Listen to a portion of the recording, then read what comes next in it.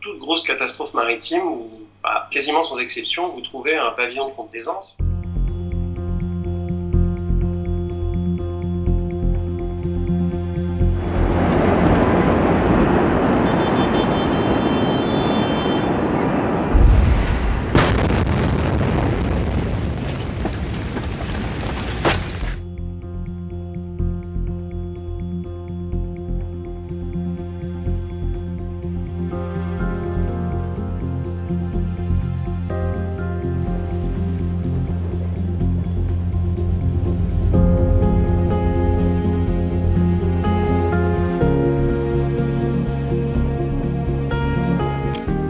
Le plus spectaculaire naufrage survenu près des côtes bretonnes depuis 20 ans. Le Erika, un pétrolier de 180 mètres de long, s'est littéralement coupé en deux. Le Prestige, c'était l'un de ces bateaux poubelles anonymes qui sillonnent l'océan jusqu'au jour où ils sont malmenés par une tempête.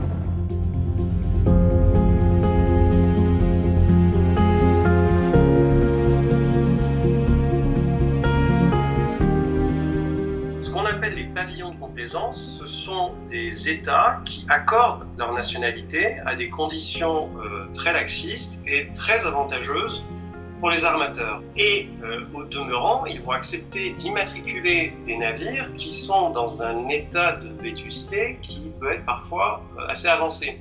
Et enfin, ils vont avoir des exigences en matière de sécurité et en matière environnementale qui vont être beaucoup plus laxistes que ce qu'on appelle les pavillons normaux. Finalement, derrière toute grosse catastrophe maritime, où, quasiment sans exception, vous trouvez un pavillon de complaisance.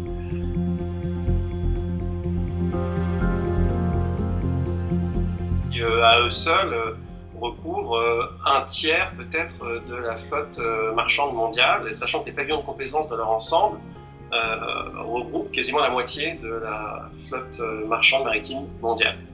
Il y a un second problème qui peut tenir à la formation d'équipage. C'est-à-dire que là encore, il y a des normes à l'échelle internationale qui fixent des connaissances minimales que les équipages doivent avoir, mais en réalité, concrètement, ces équipages ne sont pas forcément à la hauteur de ce qui est attendu.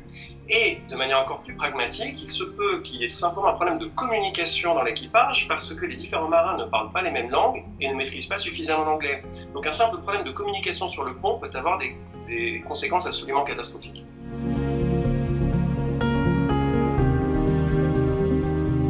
On n'a pas encore assez de données, mais de ce que j'ai pu lire jusqu'à maintenant, on s'interroge sur le fait que le navire en question n'est pas ralenti alors qu'il approchait des côtes et poursuivi une ligne droite vers des récifs. Il est probable, mais je n'en sais rien, mais ce ne serait pas étonnant du tout qu'il y ait un problème en termes de formation des équipages et des communications dans l'histoire de l'île Maurice. En pleine tempête, le navire, un pétrolier monocoque libérien battant pavillon aux Bahamas. À l'origine, ce qu'on a essayé de faire, c'est de garantir qu'un État ne puisse pas donner sa nationalité à n'importe quel navire, plus précisément à un navire avec lequel il n'a aucun rapport. Et malheureusement, c'est bien beau d'avoir une telle exigence, mais s'il n'y a aucun moyen de la contrôler et de forcer sa mise en œuvre, elle va rester lettre morte.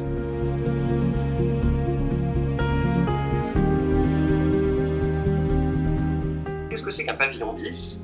Ça consiste pour les États à pavillons normaux, entre guillemets, comme la France, à créer une sorte de deuxième pavillon avec des conditions plus avantageuses, mais avec des conditions en revanche de sécurité qui restent identiques.